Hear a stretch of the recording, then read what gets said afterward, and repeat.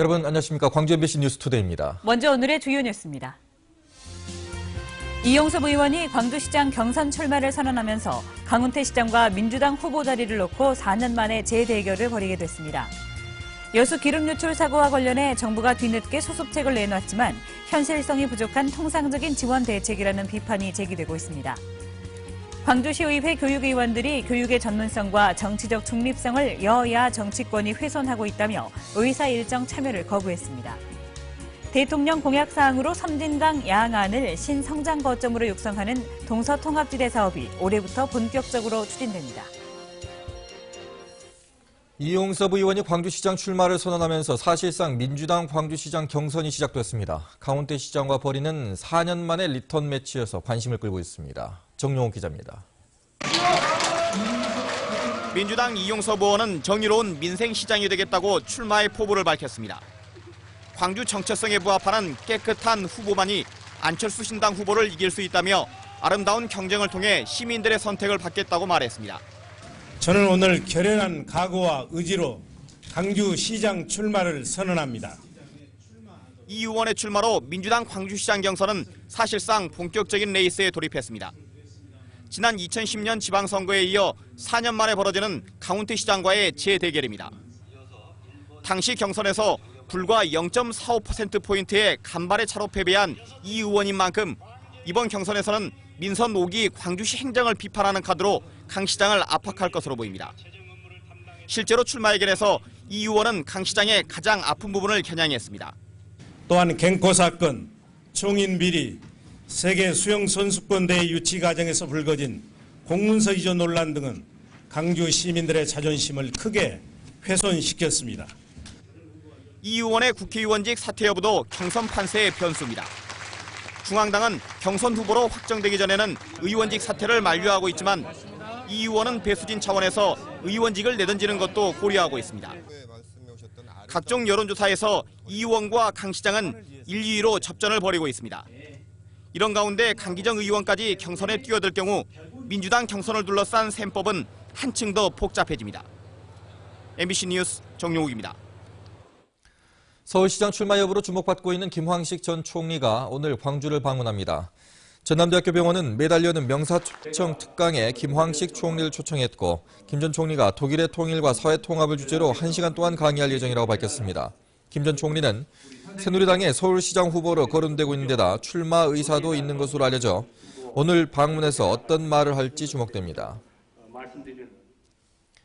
민주당이 출마를 준비 중인 현역 의원들에게 사퇴 자제를 요구한 데 대해 이석형 전라남도지사 예비후보는 논평을 내고 민주당의 행태가 갈수록 망측하다고 비판했습니다.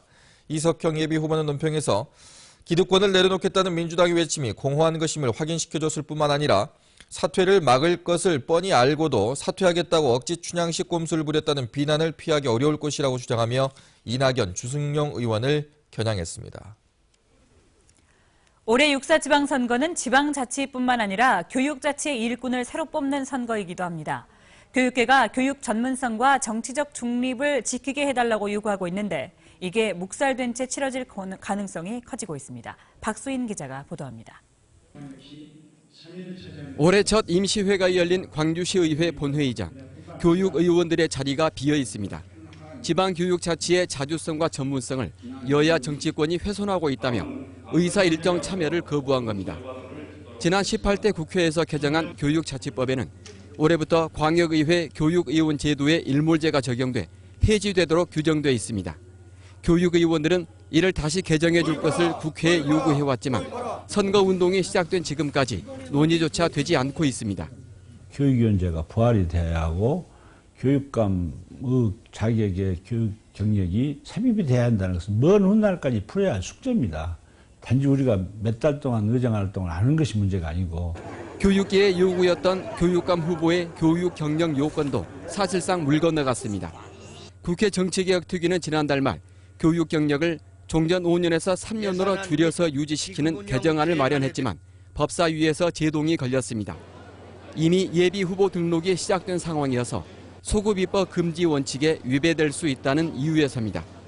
정치권이 교육계의 요구를 차일피일 미루다 스스로 때를 놓쳐버린 꼴입니다. 헌법에 있는 교육이 갖는 전문성이라는 것은 이제 법을 만드는 국회의원들이 이제 부정하는 어떤 그런 경우가 되지 않겠습니까? 지방교육자치의 책임자를 뽑는 이번 6.4 지방선거는 교육의 전문성과 정치적 중립성을 지켜달라는 교육계의 요구가 줄줄이 묵살된 채 치러질 공산이 커졌습니다. MBC 뉴스 박수인입니다. 지방대 특성화 사업을 놓고 지방대가 치열한 경쟁을 벌일 것으로 보입니다. 정부는 대학 구조개혁과 연계한 지방대 특성화 사업을 올해부터 5년 동안 시행하기로 하고 호남 제주권 400억 원을 포함해 모두 1조 원 이상을 지방대 육성에 투입합니다. 특히 특성화 사업단 선정 과정에서 2014학년도 입학 정원의 10% 이상을 감축할 경우에 5점, 7% 이상 10% 미만은 4점 등의 가산점을 줄 예정입니다. 이에 따라 전남대와 조선대, 남부대 등 지역 대학들은 특성화 사업단 신청과 함께 정원 감축 방안을 모색할 것으로 보여 대규모 정원 감축이 예상됩니다. 2015 광주 유대회에 분쟁 당사국을 초청하는 방안이 추진되고 있습니다. 유대회 조직위는 업무 보고를 통해 유대회가 세계 평화에 기여할 수 있도록 현재 분쟁 당사국인 수단과 남수단, 이스라엘과 팔레스타인 등의 선수단을 초청할 계획이라고 밝혔습니다. 또 유대회 남북 단일팀 구성에 대해서는 유엔을 통해 북한의 의사를 전달했고 북한에서도 긍정적으로 답을 한 것으로 알고 있다며 가까운 시일에 가시적 성과가 있을 것으로 기대한다고 밝혔습니다. 원유 유출 사고 발생 6대째를 맞고 있습니다. 정부가 뒤늦게 수습책을 내놨는데 철저한 사후 대책을 촉구하는 목소리가 높습니다. 박민주 기자입니다. 정부는 원유 유출 6일 만에 수습책을 내놨습니다. 윤진숙 해양수산부 장관은 국회에서 열린 새누리당과의 당정 협의에서 선보상을 언급했습니다. 정유사인 GS칼텍스와 선보상이 논의되고 있는데 해양수산부는 내일 주민대표와 업체가 참여하는 피해 대책 협의회를 개최할 예정입니다. 피해 지역 어획물에 대한 안정성 조사 결과가 나오면 지속적인 검사를 통해 출하 연기 등 수확 제한 조치도 강구하기로 했습니다. 해당 피해 지역에 특별 영어자금 50억 원을 추가로 배분하고 중장기적으로는 여수 지역 연안바다 목장과 연안 정비 등에 278억 원을 지원하는 안을 내놨습니다. 하지만 현실성이 부족한 통상적인 지원 대책이라는 비판이 나오고 있습니다. 해양오염은 1, 2년 안에 단기간에 회복되지 않기 때문에 지속적인 방제 대책과 사고 영향조사, 그리고 시프린소 보상률이 27~8%에 머문 만큼 정부의 주도적 역할이 필요하다는 겁니다. 정부가 적극적으로 나서서 이 보상 대책을 해줘야 되고 그래서 지금이라도 전문적인 방제 시스템을 갖춰서 정부가 직접 나서서 보건 대책을 세워야 되는 것이 필요합니다. 원유 유출 엿새째, 기름튀는 여수 해안 14,000제곱미터를 오염시키고 경남 남해까지 확산돼 양식장을 덮친 상황이지만 정부 대책은 여전히 미흡하다는 목소리가 높습니다. MBC 뉴스 박민주입니다. 친환경 허위 인증을 주도한 혐의로 기소된 장성군 전 부군수에게 징역형이 선고됐습니다. 서울 서부지법 박찬석 판사는 장성군 전 부군수 60살 박모 씨에게 징역 1년 6개월을 선고하고 집행을 2년 유예했습니다. 법원은 판결문에서 부실한 심사로 인증을 남발한 이 사건은 한마디로 전시행정의 표본이라고 지적했습니다. 박 전 부군수는 승진을 노리고 직원과 인증기관을 동원해 관내 375개 농가에서 친환경 농산물 거짓 인증을 한 혐의로 구속 기소됐습니다. 광주지법 김종석 판사는 젖소고기를 한우로 속여 판 혐의로 기소된 54살 서모 씨에 대해 징역 10개월을 선고하고 집행을 2년 유예했습니다. 서 씨는 2012년부터 지난해 9월까지 광주 서구 화정동 모 아파트 상가식당에서 젖소고기 2억 6천만 원어치를 한우로 속여 판 혐의로 기소됐습니다. 서 씨가 속여 판 고기는 젖소 가운데는 고급 품종인 홀스타인이지만 가격은 한우보다 30에서 40%가량 싼 것으로 전해졌습니다.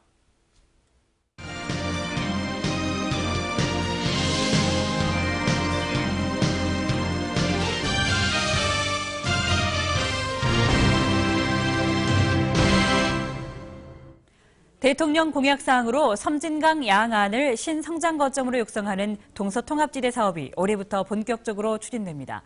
하지만 사업 추진이 실효성을 거두기 위해서는 특별법 제정이 필요하다는 지적입니다. 보도에 전승우 기자입니다. 섬진강 일대를 동서합 창조 경제 거점으로 조성한다. 정부가 확정 발표한 동서통합지대 조성 사업의 기본 구상입니다. 섬진강을 축으로 8개 시군의 문화관광지대 조성과 동서통합대교 건설 등 모두 44개 사업이 시행됩니다. 여기에는 올해부터 오는 2020년까지 8,660억 원이 투입됩니다. 문제는 차질 없는 사업 추진과 법적 근거 확보를 통한 재원 확보입니다. 정부는 통합지대 조성 사업을 남해안권 발전 종합계획에 반영해 재정 확보의 법적 근거를 확보한다는 방안입니다. 법적 근거라는나 절차하는 것들이 훨씬 더 명확해지기 때문에 그러면 거기 같이 태워서 가자. 근데 어차피 추진은 이거는 우리 정부 새 정부 거잖아요. 그러니까 추진은 별개로 가되 그냥 법적인 근거 확보를 하기 위한 수단으로서 그렇게 한다는 겁니다. 하지만 남해안권 발전 계획은 권역이 큰 데다 예산마저 제대로 확보하지 못해 사업 추진이 지지부진합니다. 이런 상황에서 동서통합지대 사업을 남해안권 발전 계획을 수정해 우선순위를 정하고 실행마저 담보될지는 미지수입니다. 따라서 사업 시행과는 별도로 동서통합지대 사업만을 위한 특별법이 제정돼야 한다는 목소리가 높습니다. 그래야만 명확한 법적 근거가 마련돼 원활한 사업비 확보가 가능하기 때문입니다. 지난 이명박 정부에서도 남해안 썬벨트 사업이 지역이 너무 광대하기 때문에 예산 뒷받침이 되지 못했습니다. 이번에 동서통합지대 지역이 특정돼 있기 때문에 반드시 예산이 집행돼야 되고 그러기 위해서는 특별법 제정이 필요하다는 입장입니다. 사업 구체화, 우선순위 확정, 예산 확보 등 많은 과제를 안고 시동을 건 동서통합지대 조성사업.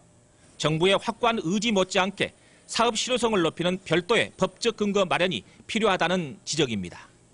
MBC 뉴스 전승우입니다. 8일째 파업을 이어오던 나주교통노조가 오늘부터 파업을 풀고 정상운행에 들어갔습니다.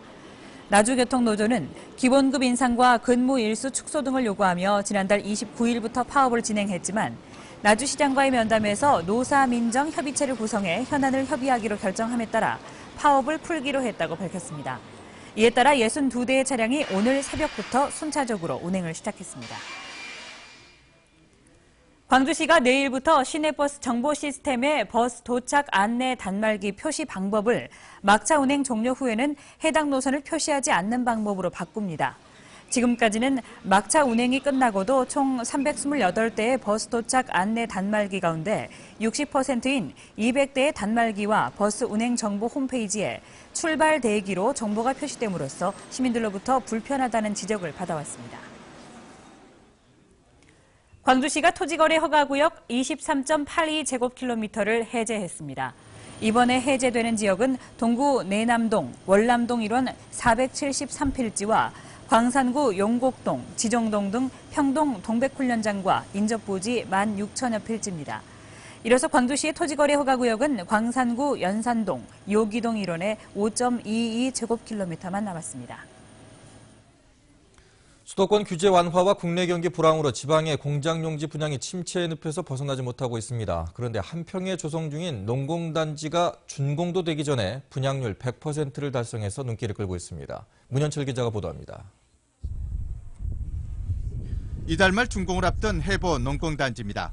17만여 제곱미터의 공장 용지가 모두 팔렸고 몇몇 공장 건물들은 벌써부터 신축 공사가 한창입니다.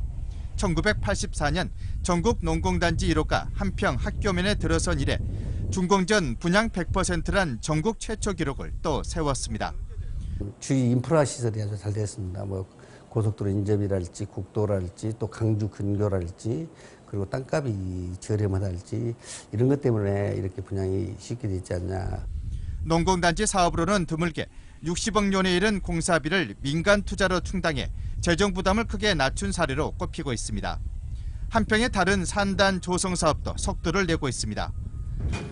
한평의 첫 일반 산업단지인 동한평 산단 조성 사업은 현재 공정률이 50%를 넘긴 가운데 이달부터 선분양에 들어갑니다. 절차와 특혜 시비에 대한 감사원 감사 등으로 일부 차질을 빚기도 했으나 올 연말 준공에는 무리가 없을 것으로 보입니다. 축산 가공업으로 특화시킨 명암 농공단지와 빛가람 국가산단도 내년에 착수될 예정입니다. 고속도로와 철도, 공항, 항만 등 풍부한 교통 인프라가 전통 농업군이었던 한평의 산업적 가치를 새롭게 조명하고 있습니다. MBC 뉴스 문현철입니다. 광주역의 아파트 경매의 낙찰률과 낙찰가율 평균 응찰자 수가 전국에서 가장 높은 것으로 나타났습니다. 경매 전문 지지옥션에 따르면 지난달 광주 지역의 아파트 경매 낙찰률은 77.8%, 낙찰가율은 94.2%, 평균 응찰자는 9.5명으로 모두 전국에서 가장 높은 것으로 집계됐습니다.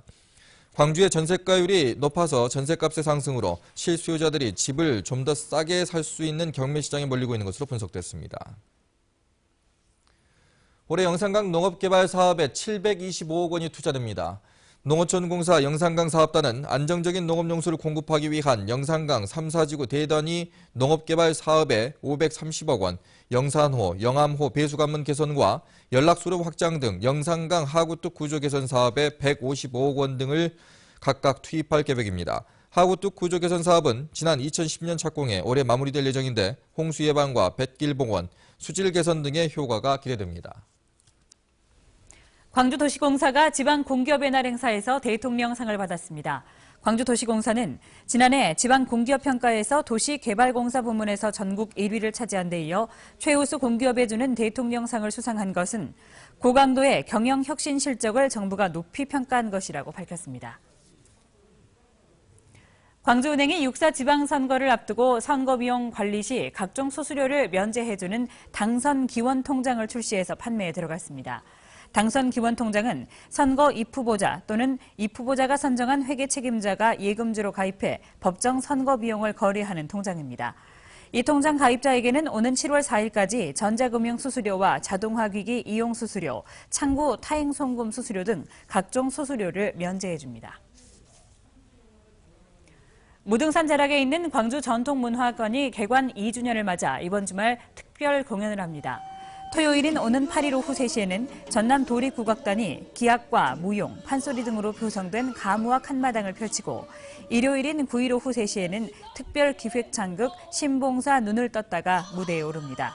지난 2012년 2월에 문을 연 전통문화관은 매주 토요일과 일요일에 무형문화재와 명인들의 공연을 선보이고 국악과 전통음식 등의 강좌를 진행하고 있습니다.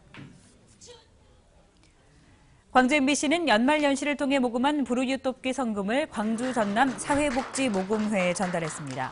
광주 MBC는 지난해 11월 20일부터 올해 1월 20일까지 73일간에 걸쳐 모금한 성금 6억 4,620만 7,540원을 광주 전남 사회복지모금회에 나누어 전달했습니다. 모금된 성금은 1년 전보다 5,500만 원 늘었습니다.